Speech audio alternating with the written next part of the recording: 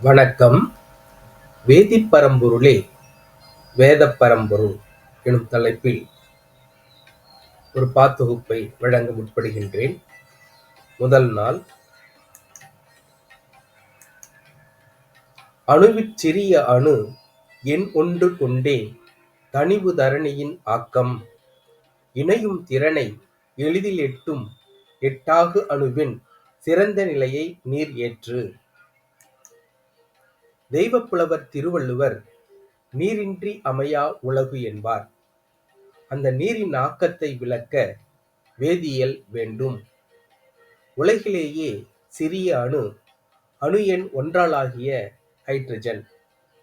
எளிதில் அடைவதை 8 என்போம். அத்தகைய எண் 8ஐ அணு எண்ணாக கொண்டது ஆக்சிஜன் அணு. இவைகளால் உள்ளடக்கி உள்ள 3 அணுக்களால் ஆன மூலக்கூறுவே நீர் ஆகும்.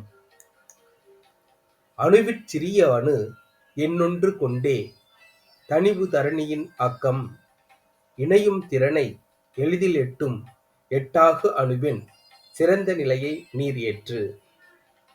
நன்றி.